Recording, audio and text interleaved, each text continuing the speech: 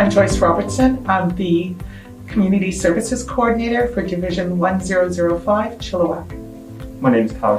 I am with Division Rogers Arena 1307. I'm the Acting Divisional Superintendent. So I actually started off with St. John by taking a public class, and the instructor actually told us about the volunteering program they have here, and it was near the end of my high school. So I really wanted to get involved with more extracurricular stuff. So I applied online to the adult brigade actually. They told me I was too young, so they referred me back to the cadet division, and then I joined as Crusader with New West 1304C. I got recruited out of a high school biology class. Another member saw that I wasn't fazed by the blood counts we were doing on each other and asked if I was interested in learning about first aid and competing. And I joined a Crusader division at the time in Vancouver, and it was 751 Killarney. Awesome. I started off with the Crusader. I was just attending meetings regularly, attending trainings, but my divisional superintendent put me through an MFR class, at which point I became more involved with the division as well, and I started teaching younger cadets and other members. And then I was also promoted through the ranks into a corporal, and then later on, after I attended more training and the NCO LDP camp, promoted into a sergeant. Once I aged out of the cadet division, I was transferred into the adult division with the Rogers Arena Brigade. And I started off as a logistics officer there, just taking care of the inventory and managing all the supplies that we had there. But later on, I was also promoted into the deputy divisional superintendent, which I now just assist the divisional superintendent with administrative tasks and operational needs. Well, because I was almost 18 when I first joined, as a youth division, they needed to put me in an officer role. So I actually became a cadet leader quite quickly, and I did that position for 2-3 years. And then when I started nursing school, I transferred to an adult division, where I was just a general member for a while. And then I transferred to another division, and I've held the post of training officer. I've been a divisional superintendent, and I've just been a serving member. There's been a lot of change in St. John from when I first joined to now. I think the drive of the volunteer is still there. I think the biggest change is in society's perception of the volunteer. Unfortunately, sometimes the word volunteer may have a negative connotation to it. But we know within St. John that our volunteers are so highly trained and so enthusiastic and willing to do so much. And I just would love for everyone in the public to know that. Absolutely. So that's the biggest change, I think, society-wise. As within the organization, I think it's still true to its grassroots. It's true to the Order of St. John. And it's just always a pleasure working with the other volunteers. That spirit has never left. I agree with that.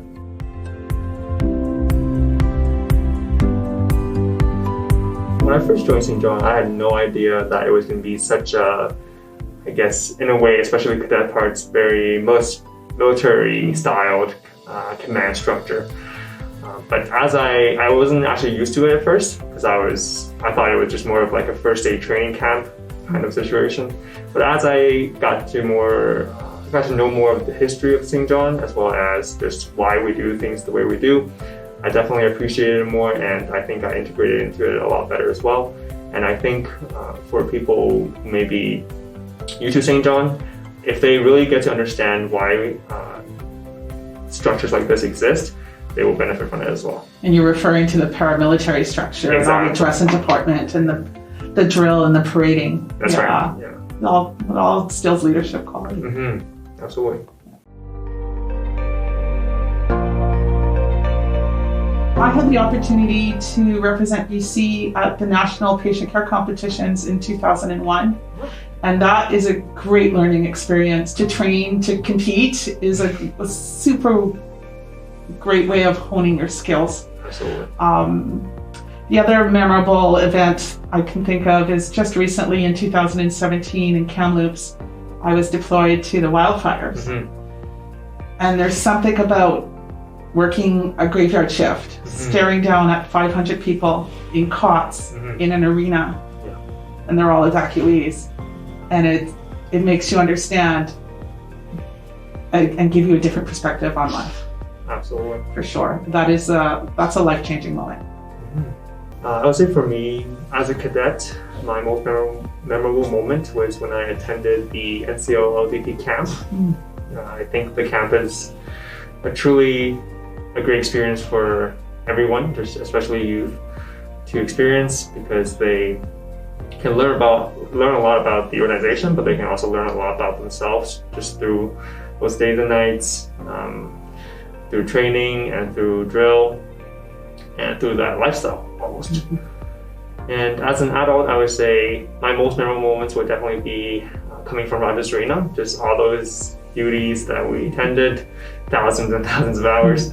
But I still remember one call till this day where one of the patients was having a very complex medical condition, and we, St. Ambulance, had to work very closely with some critical care paramedics from BC Ambulance to actually resolve the issue, and the patient ended up being okay. And so that was quite rewarding. For sure. There's many people that I've interacted that are very interesting out in the general public. You might not realize it, but you suddenly find out you're talking to a doctor or ER physician or something like that. So it's kind of neat. I agree with that. But what stands out to me is a lot of times people will share very personal stories with us, especially when they're under our care. And I think sometimes being able to listen to their stories really helps them. And just being there as someone, as a companion, as a friend for them really helps with the issue. And then I think those stories or those memories stick with me for a very long time. For sure. Do you find that we're doing a lot more mental health first aid than we used to? I do find that seems to be more and more of what we deal with on an event. Yeah, I agree with that. I think mental health is becoming mental health problems are becoming increasingly prevalent. And the percentage is definitely increasing in comparison to probably when you were starting for sure. First aid. Yeah, sure. The need to be empathetic.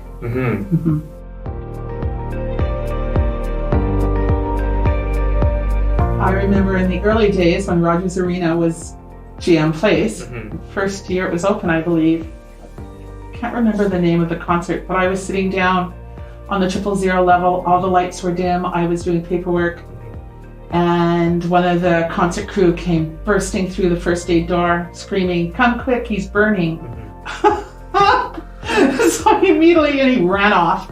So I ran after him in the dark and to find a patient just off the left side of the stage, I believe.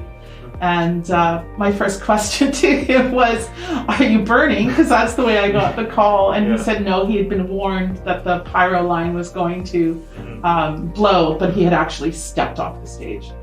So as it turned out, he was just at risk for head, neck, and back issues, but not on fire, thankfully. That definitely took a lot of composure in that situation.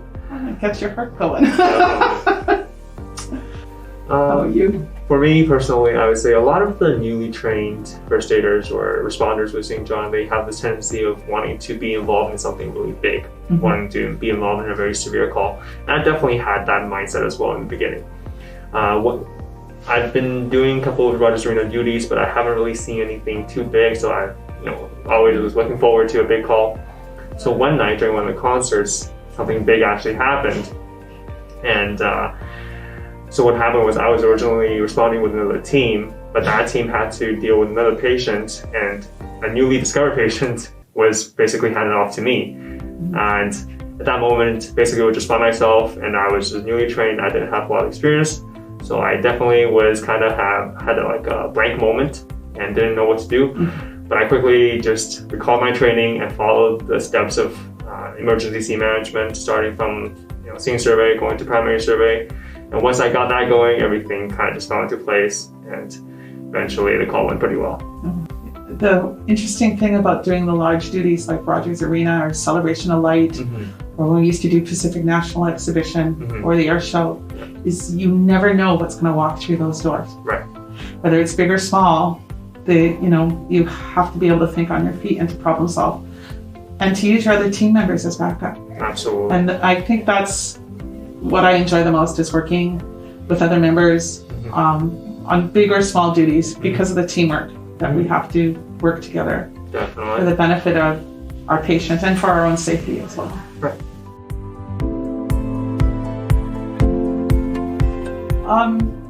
I know that this is where being part of a team helps, because if you need to step away at the end of a call, and because we all have the adrenaline rush, and personally I've made a pledge to myself that the day I don't get excited getting to a call, if I become blasé, then I need to leave. But so you always get the adrenaline rush, and you work through the call, and if it's a severe call or something that takes a toll or has a personal trigger for you, being able to step back and just take a breath and hand a couple of minutes to yourself and hand it over to another team member is something that we regularly do. Yeah. I've been a part of some major calls in the early days of Rogers Arena, and there are milkshakes sold at that stadium. And sometimes just taking the time to have a milkshake, taking a food break. And we also have our critical incident stress management team that we can call on. Absolutely. Because we need to keep our volunteers healthy. For me, I would say, in order to keep myself grounded, one promise I made to myself is never run to calls anymore. So I used to get very excited about calls as a newly trained member, and I will always just run to calls, rush into the situation without really thinking about the consequence. And it was actually one situation where one call specifically that made me realize how bad it actually is because the call was on maybe 4th floor and I was on the 1st floor, and I had to run up the stairs to get to that call. And when I got there, I was so out of breath I couldn't even ask the casualty any questions. So then I made exactly. So then I made a pledge to myself to never run the calls anymore. But then, also just being able to take a step back and observe what maybe other team members are doing, and having debrief sessions after every call or after all the major calls are definitely very important. And for someone who has held the role of, let's say, duty commanders for Rogers Arena events, I definitely personally make sure that all members would leave without any doubt and questions. And if they had any thoughts in mind about anything that happened, I will make sure that they get it out in the open, or at least have a method or have someone to talk to if they wanted to. There's always the unanswered questions that we go away with because we're not entitled to any information, because we're not family to patients, etc. I know that I have about 10 patients. I really dearly love to this day want to know what their outcome was. But, and that's always a challenge, and you just have to realize that you've done the best for them in the time that you were with them. Yeah, absolutely. A lot of my friends are actually St. John related. I'm actually personal friends with my divisional superintendent as well as my divisional operations officer. We constantly have meetups outside of St. John, just grabbing food, grabbing drinks. Sometimes what we would do is we would actually come out for a little bit early before the duty and grab dinner first, and then we'll go to Rogers Arena together, and that's always quite fun. And we actually sometimes take training outside of St. John together as well. And I really think the friendship has extended. It started from St. John, but it's extended into other parts of our lives. How about you? Like any organization, I think it's the same whether guiding or scouting. With St. John, especially when you're training with your divisional members, you build such a close bond that it does become a very much part of your social life. Absolutely. So I consider probably most of my friends have been a member of St. John at one time or another. But I met my husband on an event in 1982. So, and I can think of about 11 couples within St. John that met through St. John. Sure.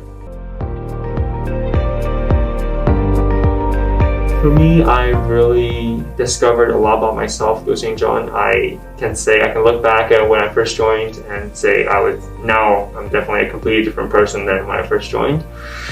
Not only just in terms of medical training wise, but also just other skills that are useful in life, like leadership, like being able to stay calm in very stressful situations, being able to think on my feet and make decisions on the fly. And I would say that's my biggest takeaway from St. John, personally.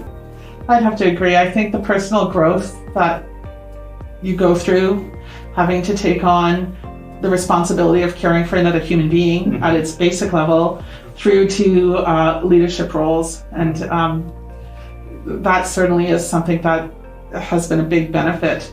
But St. John has opened a lot of doors as well for me in different careers. Sometimes it takes explaining because people don't know what our role is, but certainly it's made a difference in my life, for sure, in a positive way. In terms of challenges, I would say most of the challenges with volunteering comes because of the uniqueness of our organization, obviously. Because we're volunteers, but a lot of times we are doing what paid organizations are getting to do, and it sometimes does.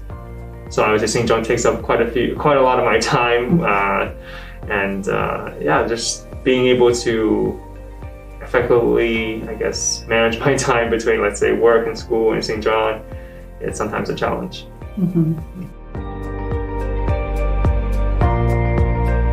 I think the value of volunteering is really just showing that you love something, right? It's something that you hold dearest to your heart.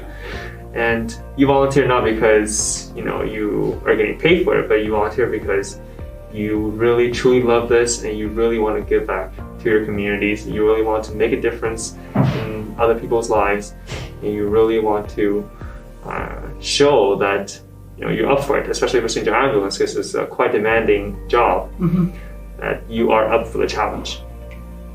For sure. Volunteering, it is a two-way street. You get out of it as much as you put into it. It's a learning experience on many, many levels, whether it's a skill or a technique, whether it's your interpersonal growth.